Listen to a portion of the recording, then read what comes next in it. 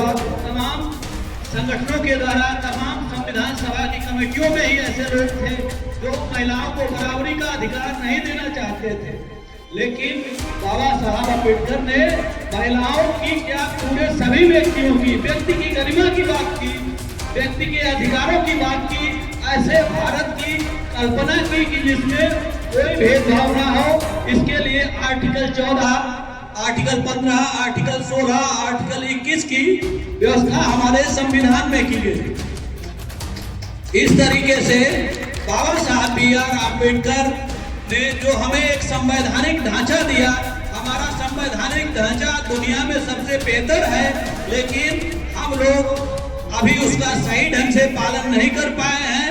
और जैसे जैसे हम लोगों के यहाँ शिक्षा बढ़ेगी, जैसे जैसे लोगों में जागरूकता बढ़ेगी, वैसे वैसे भारत के मजबूत राष्ट्र के बनने में हमारा संविधान सबसे आगे आएगा और हम लोग दुनिया के एक सबसे मजबूत राष्ट्र के रूप में विकसित हो सकेंगे।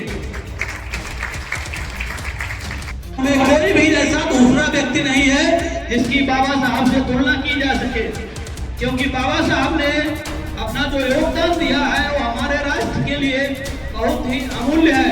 जब हमारा देश आजादी की लड़ाई लड़ रहा था तो यूरोप के लोग कहते थे कि भारतवासी अपना संविधान खुद बनाने में सक्षम नहीं है, क्योंकि वो स्वेच्छाचारी शासन के आदी रहे हैं। इसलिए ये लोकतांत्रिक व्यवस्था में रह नहीं जा पाएंगे और भारत में अगर कोई संविधान बनेगा, लोकतांत्रिक व्यवस्था आएगी तो बहुत जल्दी नष्ट हो जाएगी।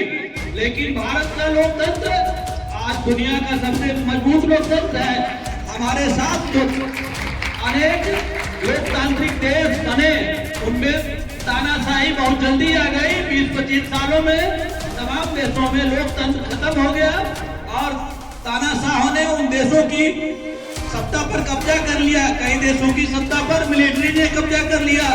लेकिन कुछ भी हो, तमाम परिस्थितियां आए, तमाम संकट आए, लेकिन हमारे देश का लोकतंत्र बखूबी चल रहा है। यही सबसे बड़ा योगदान है बाबा साहब का।